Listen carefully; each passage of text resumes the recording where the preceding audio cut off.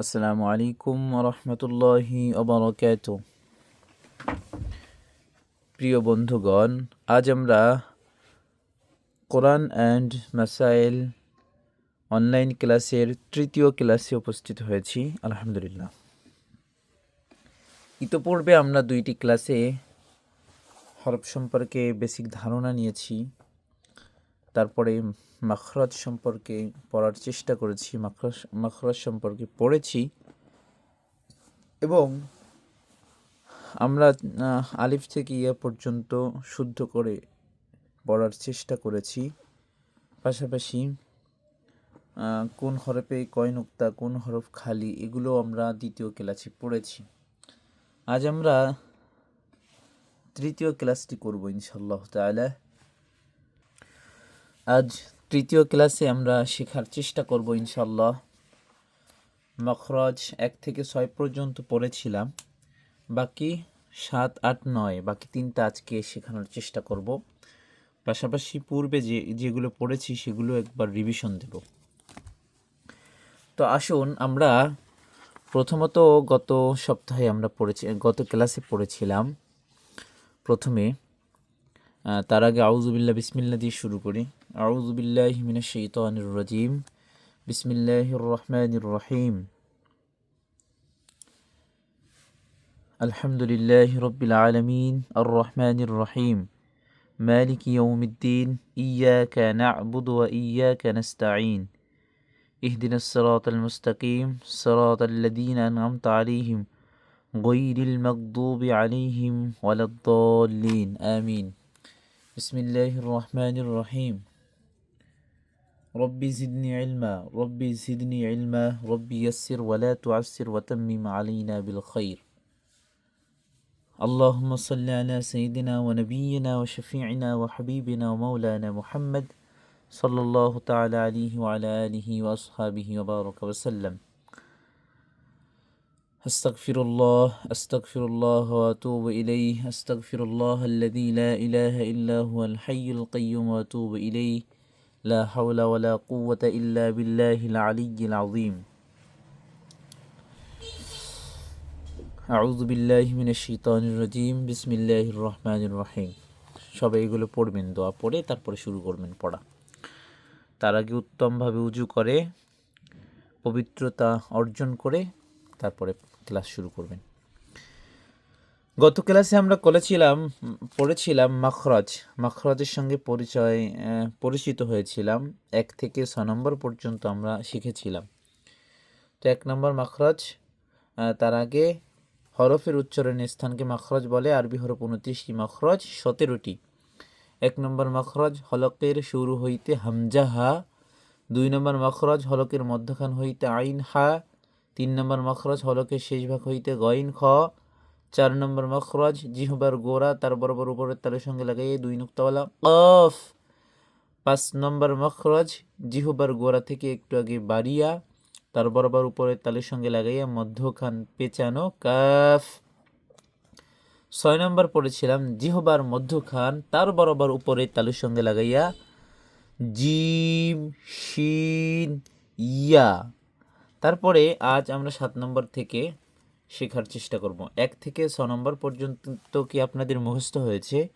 যাদের মুখস্থ হয়েছে অথবা যদি কারো জানতে অসুবিধা হয় যে পরিপূর্ণ বুঝতে পারেনি, তারা আমাকে ইনবক্স করে জানাবেন, আমি আপনার পড়াটি শুদ্ধ করে দেওয়ার চেষ্টা করব ইনশাআল্লাহ তাআলা। এবার 7 নম্বর মাখরাজে চলে আসি। হলকের শুরু থেকে শুরু হয়েছিল, শুরু মধ্যখান শেষ ভাগ, এরপর জিহ্বা ধরেছে, মানে জিহ্বা থেকে শুরু হয়েছে, জিহ্বার গোড়া থেকে একটু একে বাড়িয়ে জিহ্বার মধ্যখান। এরপরে আসবে জিহ্বার গোড়ার কিনারা বাকি থাকে না, সেই কিনারা থেকে, অর্থাৎ 7 নম্বর মাখরাজ জিহ্বার গোড়ার কিনারা উপরের মারিদ গোড়ার সঙ্গে লাগাইয়া দদ দদ দদ 3 আলিফ টান দিয়ে পড়বেন। দোয়াদ না, কি হবে? দদ হবে। দোয়াদ বলে অনেকে, দোয়াদ। এই দোয়াদ হবে না, দদ হবে। দ আর দদ, তাহলে কি হবে? দদ। মনে থাকবে কোথা থেকে উচ্চারণ হয়? জিহ্বার গোড়ার কিনারা উপরের মারিদ গোড়ার সঙ্গে লাগাইয়া। জিহ্বার যে গোড়ার কিনারা আছে, এই কিনারা উপরের যে মারির দুইটা দাঁত আছে না উপরে, এই দুই দাঁতের সঙ্গে লাগাইয়া বদ বদ বদ বদ বদ বদ, এই কিনারাগুলো উপরে মারির দাঁতের গোড়ার সঙ্গে লাগাবেন। লাগিয়ে উচ্চারণের চেষ্টা করবেন, ইনশা আল্লাহ তাআলা সহজ হয়ে যাবে। তাহলে 7 নম্বর মাখরাজ কি হবে? 7 নম্বর মাখরাজ, জিহবার গোড়ার কিনারা উপরের মারিদ দাঁতের গোড়ার সঙ্গে লাগাইয়া বদ বদ বদ, বারবার প্র্যাকটিস করবেন, তাহলে মাখরাজগুলো আয়ত্তে চলে আসবে। এই জিহবার গোড়ার কিনারা শেষ, এরপর কি আসবে? 8 নম্বর মাখরাজ, জিহবার আগার কিনারা, গোড়া শেষ, মধ্যখান শেষ, গোড়া থেকে একটু আগে বাড়িয়ে শেষ, গোড়ার কিনারাও শেষ, এবার গোড়ার আগার কিনারা। 8 নম্বর মাখরাজ, জিহবার আগার কিনারা সামনের উপরের দাঁতের মাড়ির সঙ্গে লাগাইয়া, সামনের উপরের দাঁতের মাড়ির সঙ্গে লাগাইয়া, বুঝছেন? সামনের উপরে যে দাঁত আছে, দাঁতের মাড়ি মানে গোড়ার দিকে লাগাইয়ে, ঠিক আছে, দাঁতের গোড়ার দিকে মাড়ির দিকে লাগাইয়া কি উচ্চারণ হবে? লাম লাম লাম লাম লাম। মনে থাকবে কি বলেছি? 8 নম্বর মাখরাজে কি বলেছে? জিহবার আগার কিনারা সামনের উপরে দাঁতের মাড়ির সঙ্গে লাগাইয়া, অর্থাৎ জিহবার আগার যে কিনারা আছে, দুইটা কিনারা, এই কিনারা সামনের উপরের দাঁতের মাড়ির সঙ্গে লাগাতে হবে। সামনের উপরে যে দাঁত আছে, দাঁতের মাড়ি, ওই দাঁতের মাড়ির সঙ্গে লাগালে কি হবে? উচ্চারণ হবে কি? Lamb lamb. মনে থাকবে। এরপরে 9 নম্বর মাখরাজ। 9 নম্বর মাখরাজ কীভাবে পড়তে হয়?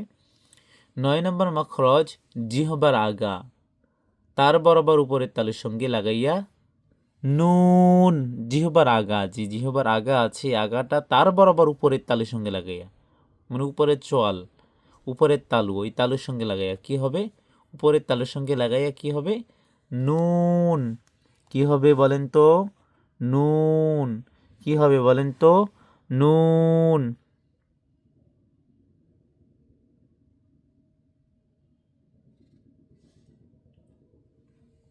তাহলে কি হবে বলেন তো?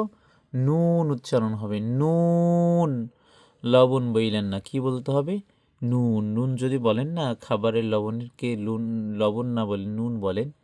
অনেক ওলামায়ে কেরাম বলে থাকেন যে যদি এটি উদ্দেশ্য থাকে সৎ, তাহলে নুন হরফ বলার সঙ্গে সঙ্গে একটি 10টি নেকি পেয়ে যাবেন।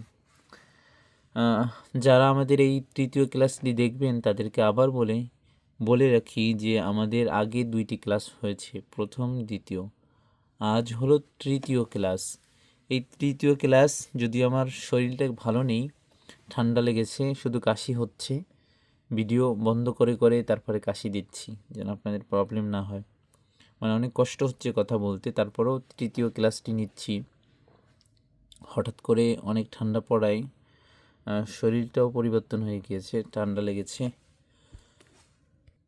তো ভিডিও বন্ধ করে করে কাশি দিতে হচ্ছে। সবাই আমার জন্য দোয়া করবেন। তো আগের 2টি ক্লাস ভালো করে দেখবেন, তারপরে আমার এই তৃতীয় ক্লাসটি বুঝতে পারবেন। তাহলে 7 নম্বর মাখরাজ কি বলেছি? জিহবার গোড়ার কিনারা। আমরা তার হলকে শুরু থেকে শুরু করেছি, এরপর আস্তে আস্তে উপরের দিকে আসছে। জিহবার গোড়া, জিহবার মধ্যখান, জিহবার কি জিহবার গোড়া থেকে একটু বাড়িয়ে জিহবার মধ্যখান, জিহবার গোড়ার কিনারা, এরপর জিহবার আগার কিনারা, তারপর জিহবার আগা।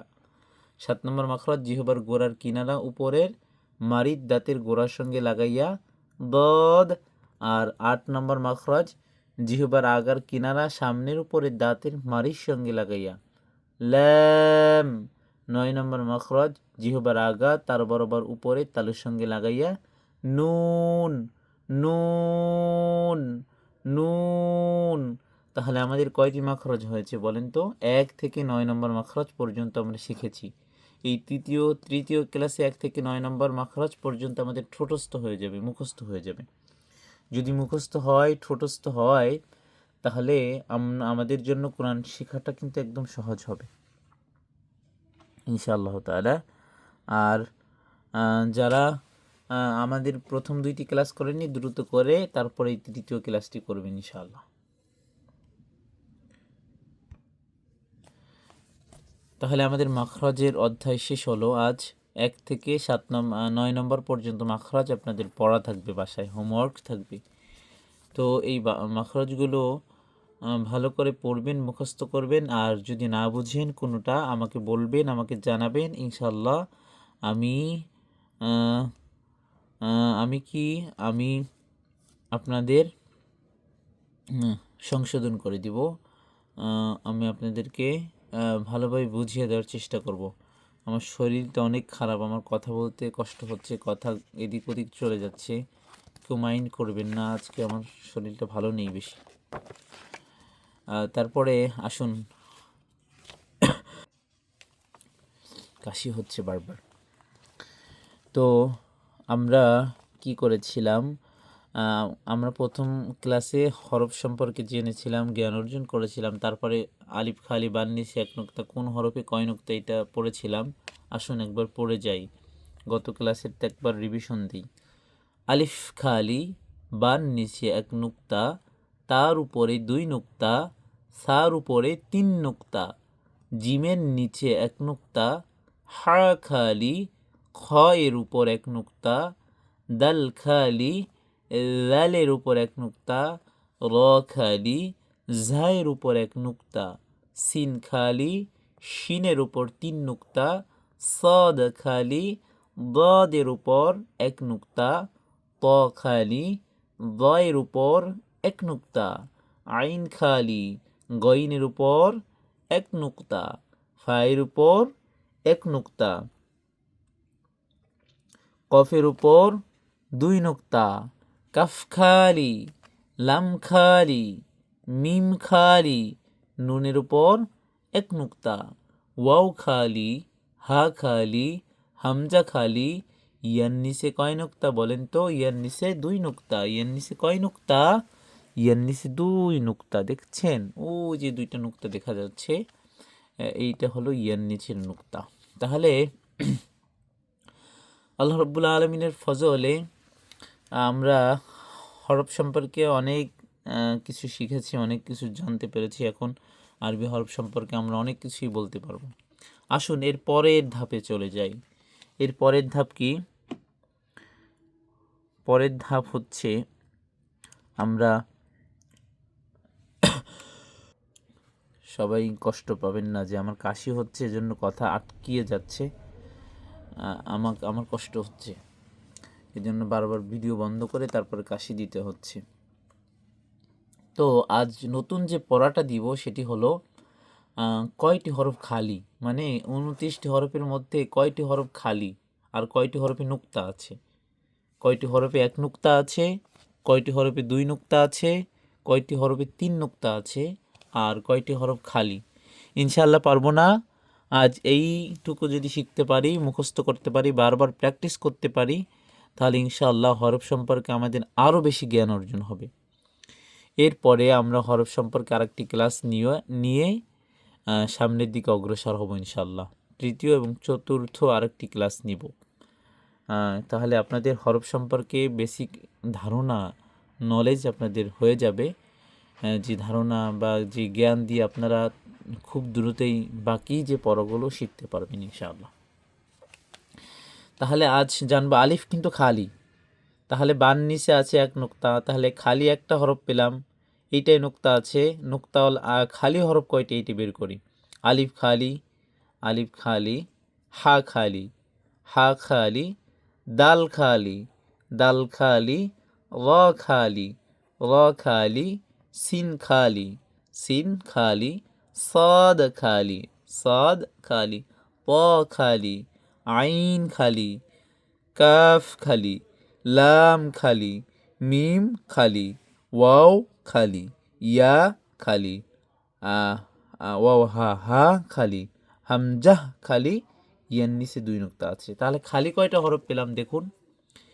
1 2 3 4 5 6 7 8 9 10 11 12 13 14 15।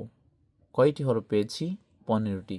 1টি দুইটি, তিনটি, চারটি, পাঁচটি, ছয়টি, সাতটি, আটটি, নয়টি, 10টি, 11টি, 12টি, 13টি, 14টি হরফ পেয়েছি। কয়টি? 14টি। 14টি হরফ পেয়েছি। আবার গুনি, আপনাদের দেখানোর জন্য বারবার আমি গুনে গুনে দেখাচ্ছি। এইভাবে আপনারা গুনে গুনে আলাদা করে ফেলবেন কয়টি নুক্তা ছাড়া হরফ আছে। আলিফ নুক্তা ছাড়া, হা নুক্তা ছাড়া 2টি, দাল নুক্তা ছাড়া 3টি, র নুক্তা ছাড়া 4টি, সিন নুক্তা ছাড়া 5টি, সদ নুক্তা ছাড়া 6টি, ত নুক্তা ছাড়া 7টি, আইন নুক্তা ছাড়া 8টি, কাফ নুক্তা ছাড়া 9টি, লাম নুক্তা ছাড়া 10টি, মিম নুক্তা ছাড়া 11টি, ওয়াও নুক্তা ছাড়া 12টি, হা নুক্তা ছাড়া 13টি, হামজা নুক্তা ছাড়া 14টি। তাহলে বলুন তো এবার সহজে জানা যাবে না? যদি 29টি হরফের মধ্যে 14টি হরফে নুক্তা না থাকে, তাহলে কয়টি হরফে নুক্তা থাকে? বাকি কয়টি হরফে নুক্তা থাকে বলেন? বাকি 15টি হরফে নুক্তা থাকে। 30 থেকে 14টি বাদ গেলে 15টি থাকে। সেই 15টি হরফে নুক্তা আছে। তার মধ্যে আবার আশ্চর্যের একটি বিষয়, যে এই নুক্তার মধ্যে আবার 2 নুক্তাওয়ালা হরফ আছে 3টি। কয়টি বলেন তো? 3টি। কি কি? তা, কফ, ইয়া। তা, কফ, ইয়া। তা, কফ, ইয়া। আর 3 নুক্তাওয়ালা হরফ আছে কয়টি বলেন তো? 3 নুক্তাওয়ালা হরফ আছে 3টি। সা, 2টি।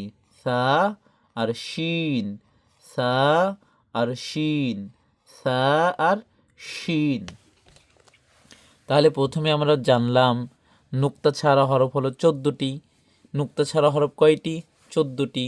কই 14টি? আমরা একটু পড়ি।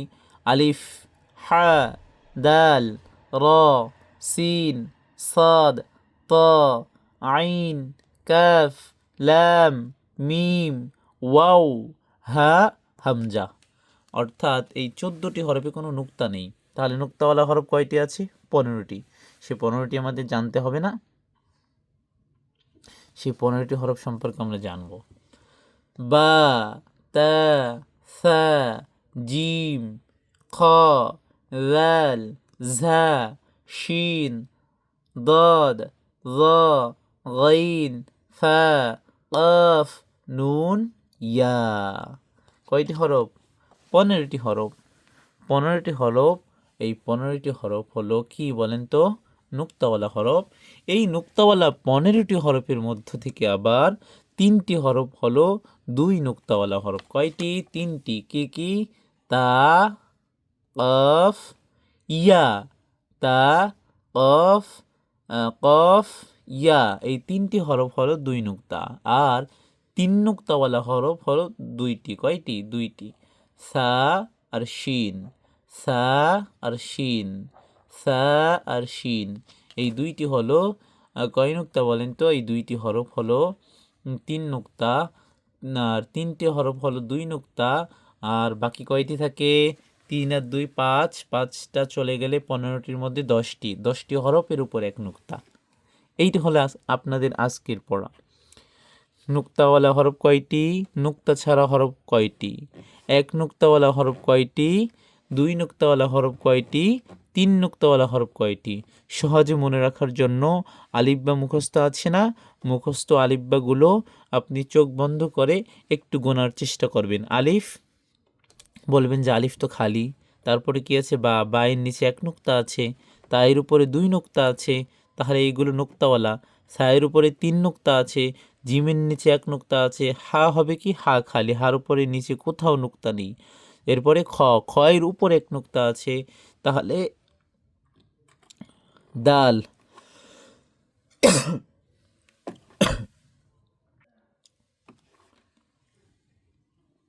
তাহলে দাল।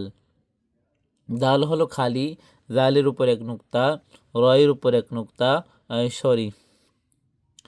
আমার শরীরটা খুব ক্লান্ত, খারাপ লাগছে। আমি ঠিকমতো পড়াতেও পারছি না, ভুলে যাচ্ছি।